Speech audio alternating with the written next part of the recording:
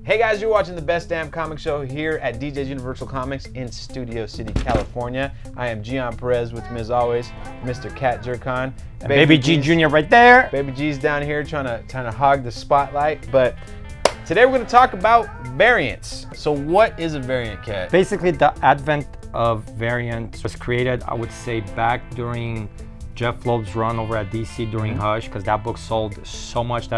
He introduced the second print variant and then the sketch cover. So if anybody wants to blame anything, blame that Hush run, because that book sold through the wall. So they brought in the second print sketch for 612. Yeah. Then you had the 608 and 612 were huge and they sold out. All right, come on. All right. What happened was, as time went on, sales dropped. The need for variants became apparent because they needed to print to keep the high numbers at the printer. So they introduced open order variants, ratio variants. There is a need for variants at the print level because without the variants, the print rows would be way too low. Right. Let's say there's a book coming out. It's a hot book. I know maybe people got caught behind the eight ball, so they didn't order enough, and maybe they get one variant comic. How do you suggest I go about getting that, you as a shop owner? We place these books on order 2 months ahead of time.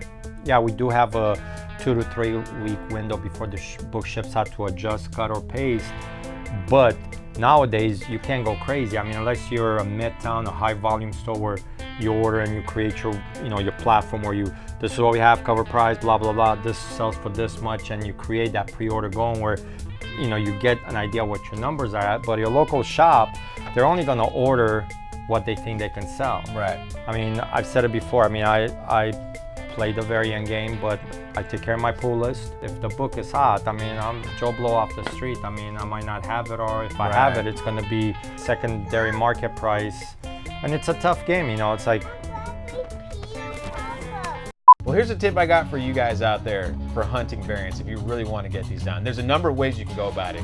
The easiest way, and I say easy, is to build a relationship with your local comic shop owner. If you know Cat and you've known him for years, he's more likely to try to help you out rather than you walking in the day of to some random store where you don't know the person trying to get that book. That's not always going to be the case. That's not always going to work, but I'll give you 1 or 2, but you gotta give me return business. Yeah. I mean, I'll take care of you, but you gotta scratch exactly. my back. So if you're not building relationships with your local shop owners and they might have a copy, they're not going to give it to you. They're going to keep it for themselves, or they're going to hold it for one of their regulars.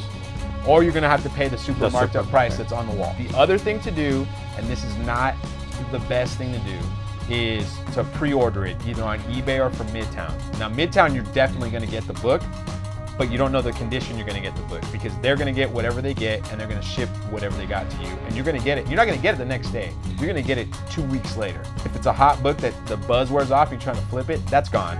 And then on top of that, you might get a book that has damage on it. You might be getting a 9.4 or something for a new book because they got what they got. Maybe there was an issue with the printing. Right. The other thing is to order on eBay.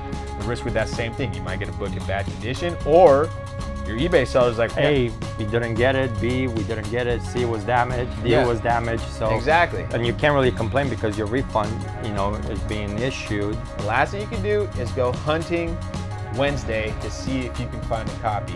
Sometimes you'll get lucky. Sometimes you'll run into a store that doesn't really care about ratio variants. They just have them.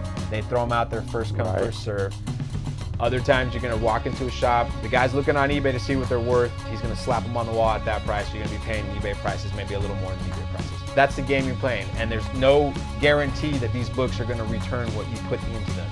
There's plenty of hot books we've all dumped money into that are selling for less in ratio, some of them barely above cover price, that when they came out, you paid a mint. No, just buy what you like. Yeah, at the end of the exactly. day, I mean, buy it for yourself. Buy with a long-term mindset, if anything. You know? We've talked about House of X #1. We've talked about Powers of X #1. But this week, we're going to talk House of X #2. And from what I've been hearing online, this book is going news, right? Nuts, yeah. I don't know why I cut my numbers on #2. I have no idea why. I mean, I'm looking at my numbers for everything else, it's up, but #2, and I think I did it because the same week Absolute Carnage #1 came out, and that's an $8 book. Plus you had a couple of the #1s, and it was a massive week, and the book went nuts. And again, this is the brilliancy of Marvel, of having a timeline that you can go back and pluck without making too much of a mess of it. So they took Moira, established staple character in the X-Men history. All of a sudden, they need to fix timelines, right? It's also Professor X is on again, off again. So basically, she's reliving. She's gone through like 7 or 8 lives. It ties in with everything that they've done up to this point. Some offshoots that we've seen. This. Hey man, I thought we talked about Spider-Man. Yo, hey, what happened to Spider-Man?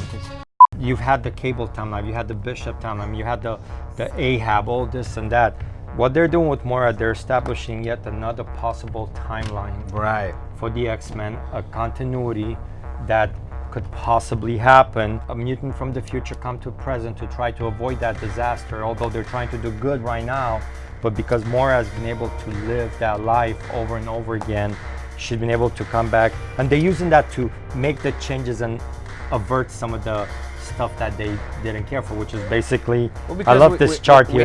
We always have a common theme with this. It's like no matter what they do, it always ends up going wrong. Yes, but it's cool because you have a situation where you have the Gifted years, which is basically the 60s. Then you had the time of hate and fear, which is basically the Claremont years, the new introduction, all the new X-Men, the giant size and all that stuff. And then you have the Lost Decade, which is basically the last 10 years, which I call it Fox/Bendis era.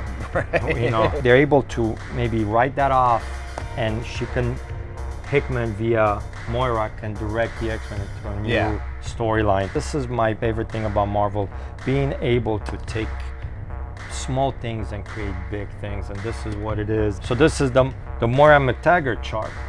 So you get to see every timeline, everywhere she failed and she relived her life. Hopefully they get it right, but the life there she's living right now is the Hickman era. Yeah. And whatever they have planned for these X-Men, which is basically pretty much get them back to greatness. Also, the #1 selling book. I'm sure Powers is right behind it.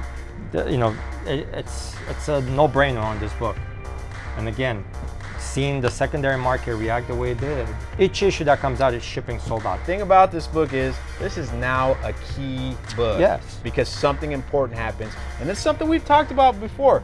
The guts inside the book is more important than anything else that happens. And because the guts in this are good, you're going to want to get your hands on the book. All right, so before we get started with this week's picks, I want to bring up what we missed last week. Dead End Kids #1 from Source Point Press. Tiny print run, but it's going for $30 to $50 on the aftermarket. It's long term, I don't know where this is going. I do know #1's going out for a second print that's coming out next month, and #2's probably going to come sold out as well. What's going on with Superman? The Superman and then Superman this week. I mean, what I heard is the books might not even make it to some of us. Definitely the East Coast dealers are not getting it. West Coast, I think a lot of them got pulled. There's a recall on the cover. They don't give you any details about it, but I got people's, and the word is that there's a lightning lad is being turned black, and on top of that, he's not black enough on the cover. So they recalled the book because and it's both Supergirl regular and variant covers. Let us know in the comment section what you guys think about that. So yeah, Marvel, what do you got? Anything Absolute Carnage, bro. That's insane. Is it a one-shot that's coming out? Well, you got 2. Yeah, you got the Scream. You got 2 offshoot books, but given the fact that Absolute Carnage sold out and it's shipped with a 3rd printing as of last week. I love that Carnage #1. I mean, it was a great read. Fantastic 413, you got the second part to the Thing versus Immortal Hulk. I mean, it's a great read as it is. Dan Slott's doing a great job, but then you got Immortal Hulk added to the mix, but he's controlled by the Puppet Master, so is he fully Immortal Hulk? So Thing might stand a chance, but it's a story I want to read. That's just a classic battle we love to see. You know, I mean, the 2 big guys beating each other up, right? Yeah, this goes back to Fantastic Four #12. You know, first crossover between the 2. You know, Silver Surfer Black #3 comes out, and that book's been, because you're dealing with Null. Right. So how long before that comes in play with what he's doing right now? And I think #2 had the first appearance too, the Void Knight.